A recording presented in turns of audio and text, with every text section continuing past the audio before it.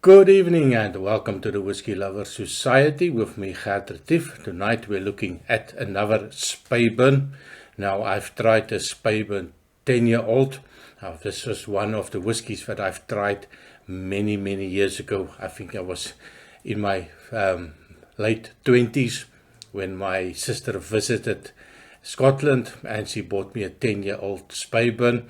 Bloody expensive then already, but I quite enjoyed it.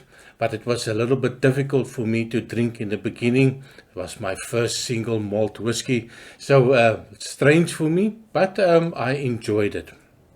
Fast forward many years, I tried the 10-year-old again. For me this time around much better, and I did enjoy it. I will also put a link over here so that you can go watch that video.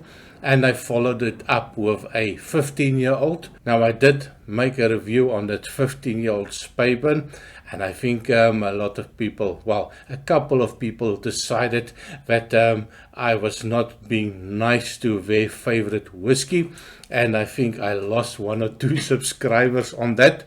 But of course it is just my review, my opinion on a whiskey. So yeah, a little bit of a hit and miss for me. I did prefer the 10-year-old a little bit more than the 15-year-old.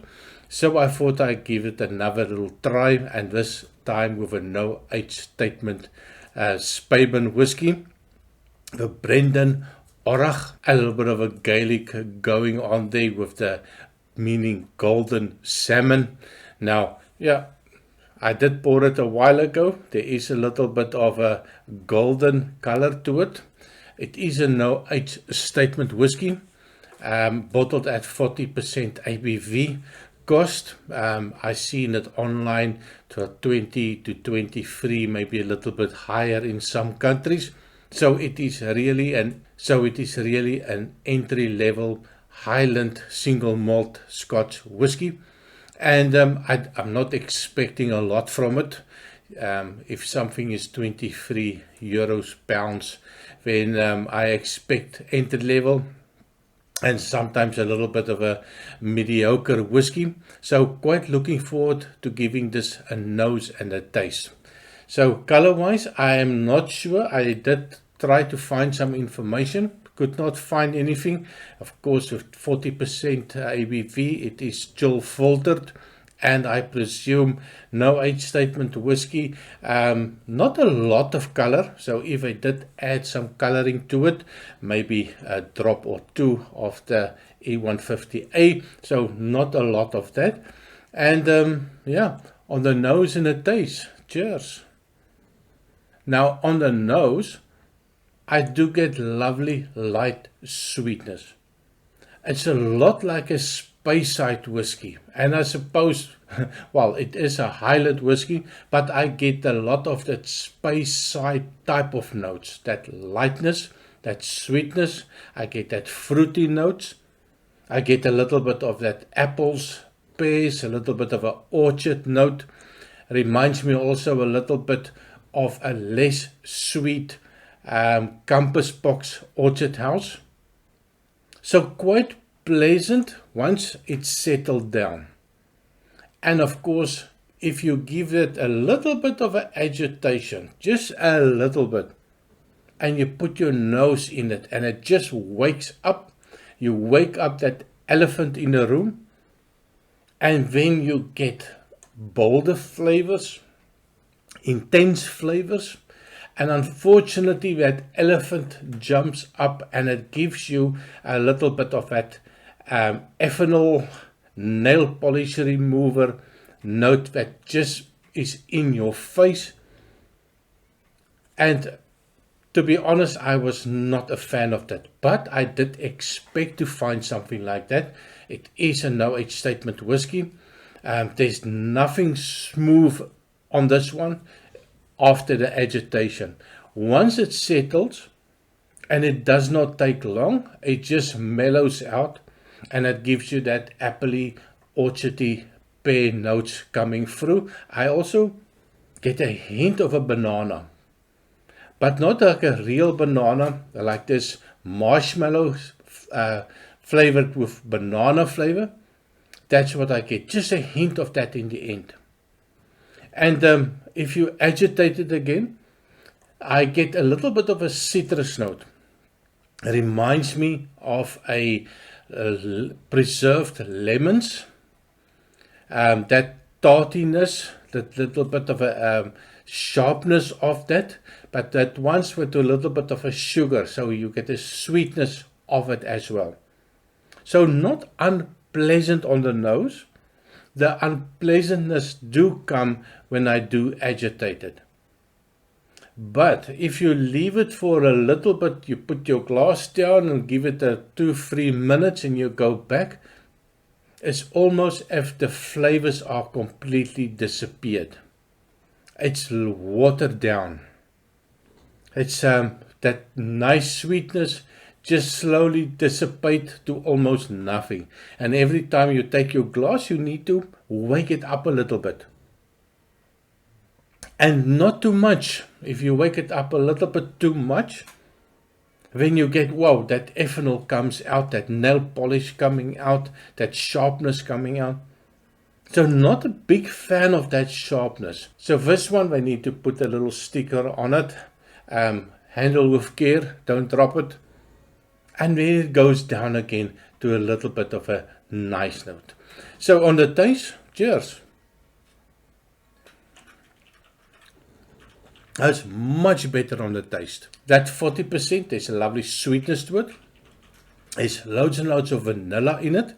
And a load and loads of oaky notes. Not really a bitter oak, but it feels like I just licked a piece of wood, a piece of oak wood. So that woodiness is there. And then afterwards I get a little bit of that bitter tannins coming out from the wood. So let me just try again. It becomes a little bit sweeter. That 40% ABV feels like it's drinking at 46% ABV.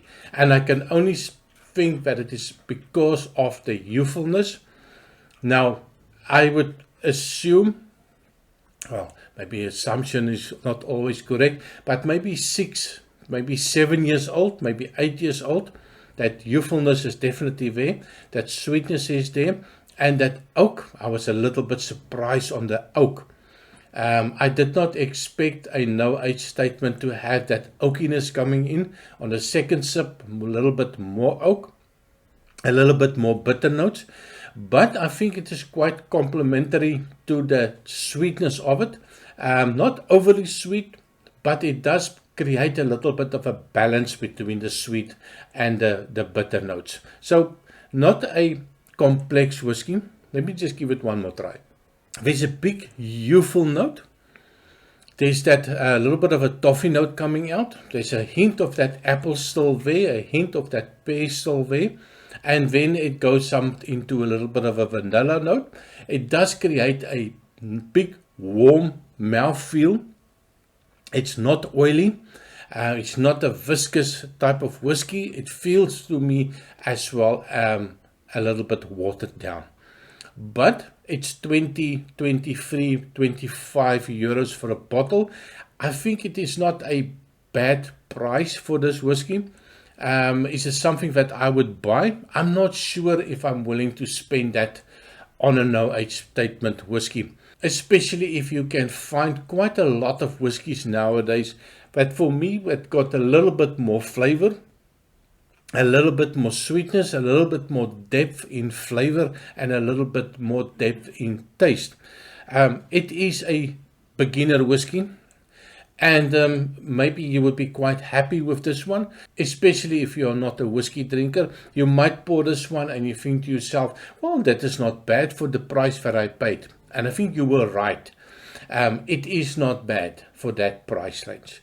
Now, I think if you've been drinking whiskey for quite a number of years, and I give you this one, you will not be really enthusiastic about this one. It is just way too flat. Good price and everything, but I think when if your journey takes you into the whiskey world, you will look for something that is a little bit better than this one. So what is your thought on this one? Is it something that you like? Is it something that you would recommend to your friends? And of course, as usual, please remember to like and subscribe. You've come this far. I also have a Patreon account for the people that are interested in helping out some children in South Africa. We have a fund there. We buy them food and clothing from all the donations received. So please use my Patreon account for that. So thank you very much for watching. Please remember to like and subscribe, and I see you next time. Cheers.